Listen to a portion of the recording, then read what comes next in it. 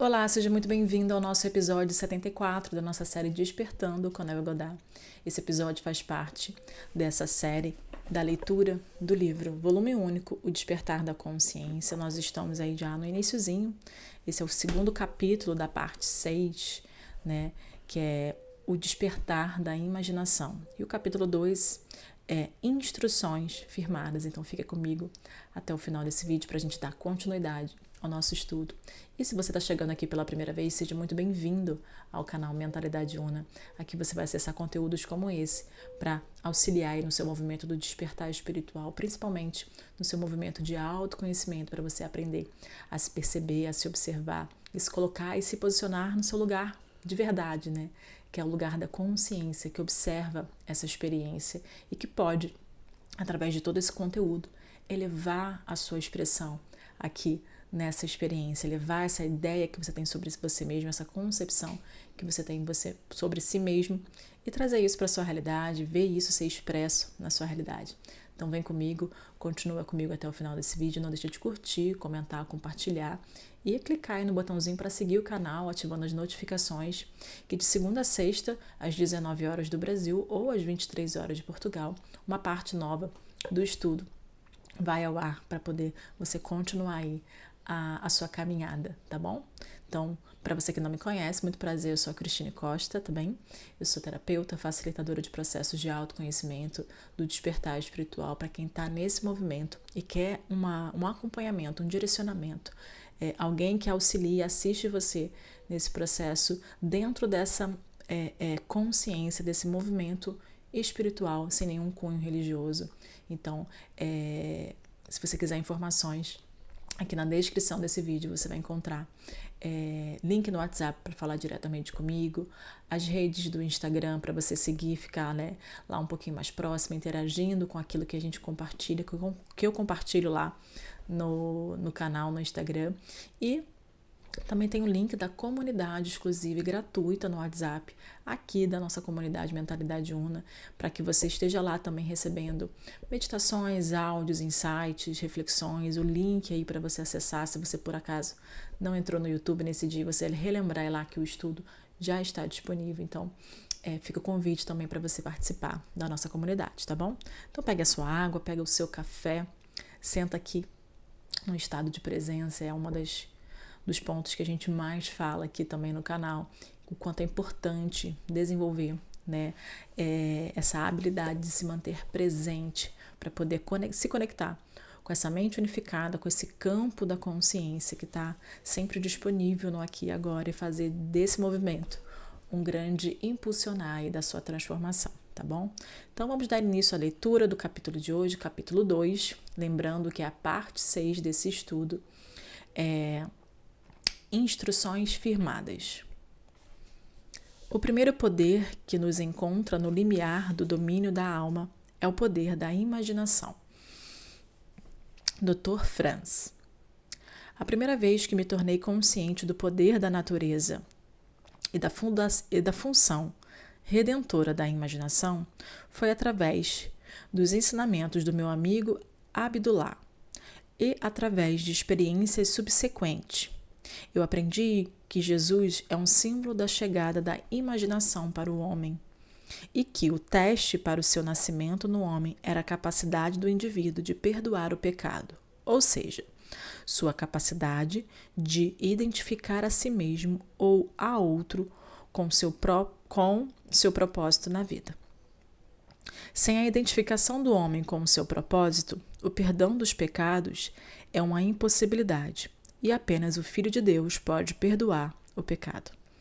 Portanto, a capacidade do homem de identificar-se com o seu propósito, mesmo quando é negado pela razão e seus sentidos, é a prova do nascimento de Cristo dentro dele. Se render passivamente às aparências e se curvar perante a evidência dos fatos, é confessar que Cristo ainda não nasceu em você. Embora esse ensinamento tenha me chocado e de começo eu o tenha repelido, porque eu era um cristão sério e convicto e por não saber que o cristianismo não era algo herdado pelo mero fato de se nascer em uma família de costumes cristãos, mas sim algo a ser conscientemente adotado como uma forma de vida. Somente mais tarde, através de visões, revelações do Espírito e experiências práticas que o meu entendimento obteve a sua interpretação em um nível mais profundo. Mas devo confessar que é uma prova difícil refutar essas coisas, ainda mais quando são coisas que sempre nos deram como garantidas. Vês estes grandes edifícios? Não permanecerá aqui pedra sobre pedra que não seja derrubada. Marcos 13, versículo 12. Não há pedra de entendimento literal que permanecerá inabalada depois de se beber a água do significado psicológico. Tudo que tem sido edificado pela religião comum será jogado às chamas do fogo mental. No entanto, que maneira melhor há para entender a Jesus Cristo do que associar o personagem central dos evangelhos à imaginação humana, sabendo que toda vez que você exercita sua imaginação com amor em favor de alguém, você literalmente se torna um mediador entre Deus e o homem. E assim, alimenta e veste a Jesus Cristo, e que pelo outro lado, sempre que você imagina um mal contra alguém, você está literalmente apedrejando e crucificando Jesus Cristo. Cada pensamento na imaginação do homem ou é o cálice de água fresca ou a esponja com vinagre nos lábios sedentos de Cristo. Que nenhum de vocês imagine o mal em seu coração contra o seu próximo. Zacarias 8, versículo 17. Quando o homem entender este conselho, ele terá acordado do sono imposto a Adão e despertará para a consciência do Filho de Deus. Estava ele no mundo, e o mundo foi feito através dele, e o mundo não o conheceu. João 1, versículo 10. Muitas foram as vezes que me perguntei: se minha imaginação é Jesus Cristo, e se todas as coisas são possíveis a Cristo Jesus, todas as coisas são possíveis para mim? E pela prática eu vim a descobrir que, quando me identifico com o meu objetivo na vida, então Cristo desperta em mim, e que Cristo é suficiente para todas as coisas. Por esse motivo, o Pai me ama, porque eu entrego a minha vida para que eu possa retomá-la. Ninguém a tira de mim, antes eu a entrego de espontânea vontade. Tenho o poder para entregá-la e o poder para retomá-la. Este é o mandamento que recebi de meu Pai. João 10, versículos 17 e 18. É maravilhoso saber que tudo o que sinto é resultado do meu próprio padrão de crenças, que eu sou o centro da minha própria cadeia de eventos e que, conforme as mudanças acontecem em mim, elas acontecem no mundo ao meu redor. O mundo apresenta diferentes aspectos conforme se diferem os nossos estados de consciência. O que vemos quando estamos associados a um estado não pode ser visto quando assumimos outro estado. Por estado, eu digo tudo o que o homem acredita e concebe como verdade. Nenhuma ideia levada à mente pode se realizar a menos que a mente a aceite. Esta aceitação depende do estado ao qual estamos associados no momento em que essas ideias se apresentam. Na função da imaginação com estes estados de consciência, na fusão da imaginação com estes estados de consciência, se realiza a formação do mundo como se vê. O mundo se revela de acordo com os estados aos quais a sua imaginação se une. É o estado através do qual pensamos que determina o mundo objetivo em que vivemos. O homem rico, o homem pobre, o homem bom e o ladrão são o que são em virtude dos estados através dos quais eles enxergam o mundo. Da distinção entre estes estados depende a distinção entre os mundos destes homens. Individualmente, este mesmo mundo é completamente diferente para cada um deles. Não são os comportamentos e as ações do homem que devem ser adequados, mas sim o seu ponto de vista. Mudanças externas são inúteis se o seu estado interior não for alterado. O sucesso não é obtido se imitamos as ações externas daqueles que são bem-sucedidos, mas sim as mesmas ações e modelos de pensamento. Se nós nos desconectarmos de um estado, poderemos, a qualquer momento, ver as condições e circunstâncias ligadas a ele desaparecerem. Foi no outono de 1933, na cidade de Nova York, que eu fui até Abdullah e lhe apresentei um problema. Ele me fez uma única e simples pergunta: o que você quer? Eu lhe disse que eu gostaria de passar o inverno em Barbados, porém eu estava quebrado. Eu literalmente não tinha um centavo. Se você se imaginar em Barbados, disse ele, pensando e vendo o mundo a partir deste estado de consciência, ao invés de pensar sobre Barbados, você passará o inverno lá. Você não deve se preocupar com os meios para chegar lá, pois o estado de consciência de estar em Barbados, se ocupar a sua imaginação, conceberá o meio mais adequado para realizar-se. O homem vive ligando-se a estados invisíveis, fundindo sua imaginação com aquilo que ele vê como algo diferente de si. E nesta união, ele experimenta os resultados desta fusão. Ninguém pode deixar de viver aquilo que vive, salvo pelo desligamento do estado onde naturalmente se vive as coisas experimentadas. Você deve imaginar-se exatamente no estado do seu desejo realizado. Abdullah me disse: caia no sono vendo o mundo através de Barbados. O mundo que descrevemos através da observação deve estar de acordo com o que descrevemos em relação a nós mesmos. Nossa imaginação nos conecta com o estado desejado, mas devemos usar a imaginação com maestria, não como um espectador pensando no final da cena, mas como um integrante da cena, pensando a partir da cena. Na verdade, devemos estar lá, em imaginação. Se fizermos isso, nossa experiência subjetiva será realizada objetivamente. Isto não é mera fantasia, ele disse, mas sim uma verdade que você poderá provar na prática. O seu apelo para entrar no pedido realizado era a chave para se pensar a partir do fim. Cada estado já existe como uma mera possibilidade, enquanto você pensar sobre ele. Mas se torna extremamente real quando você pensa a partir dele. Pensar a partir do fim é o caminho para o Cristo. Eu comecei isso bem ali, fixando os meus pensamentos além dos limites dos sentidos, na sensação de já estar em Barbados, vendo o mundo através deste ponto de vista e não sobre os aspectos aos quais meu presente estado dava vida. Ele enfatizava a importância do estado em que o homem vê o mundo conforme ele cai no sono. Todos os profetas afirmam que a voz de Deus é especialmente ouvida pelo homem durante os seus sonhos. Em um sonho, em uma visão durante a noite, quando o sono profundo cai sobre os homens, adormecidos em suas camas, ele abre os seus ouvidos e sela a sua instrução. Jó 33, versículos 15 e 16.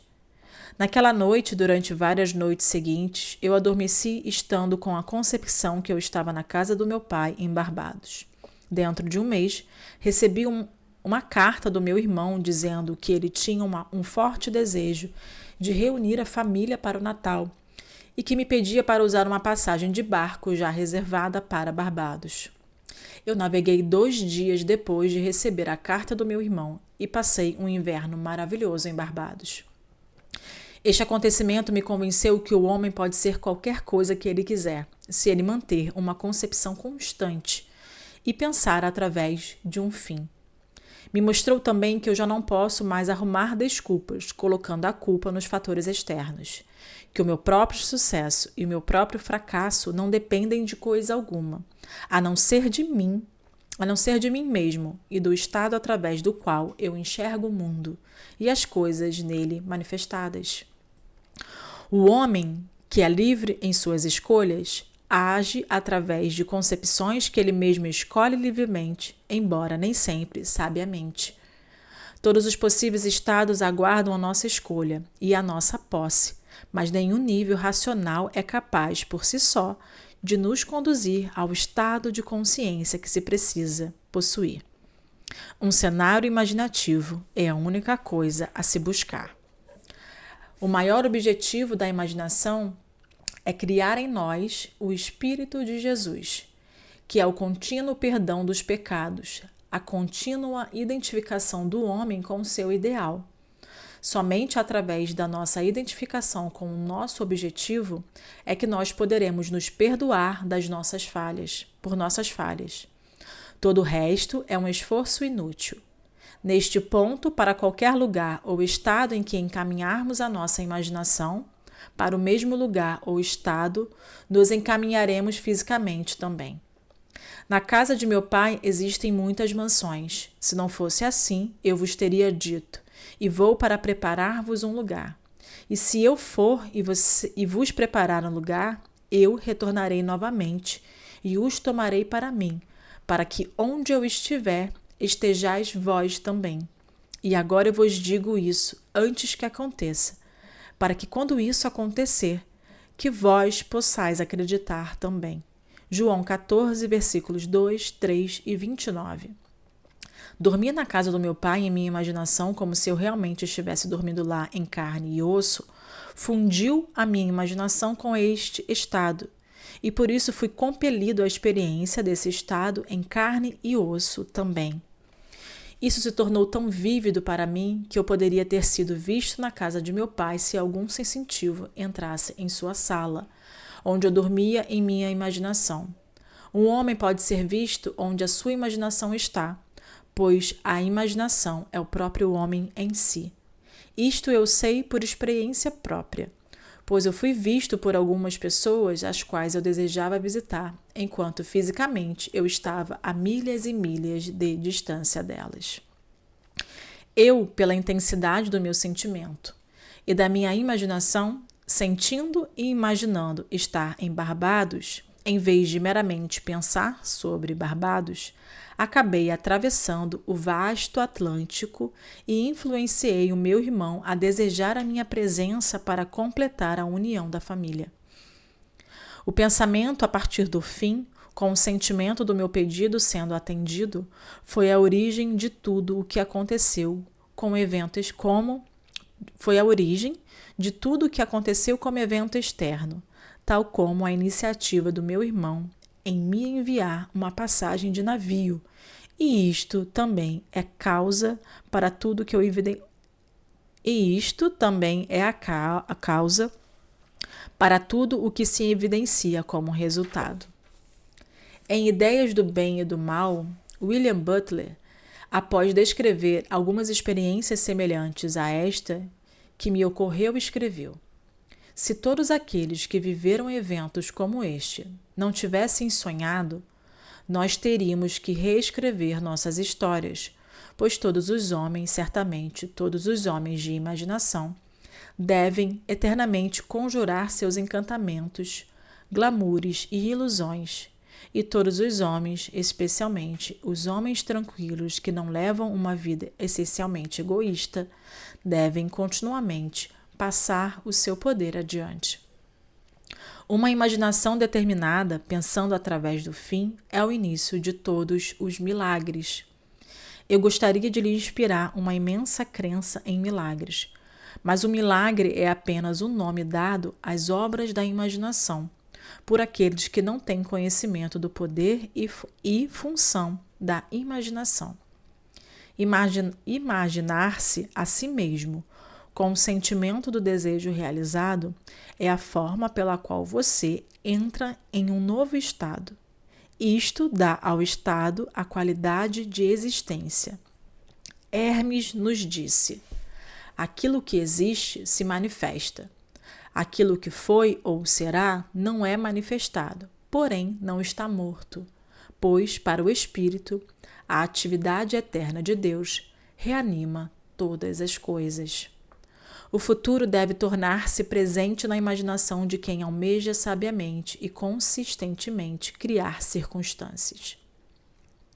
Nós devemos traduzir a visão em existência, ao invés de pensar em um desejo, pensar através de um desejo. A imaginação deve se centralizar em um determinado estado e ver o mundo a partir deste estado. Pensar através do fim é uma intensa percepção do mundo do desejo realizado.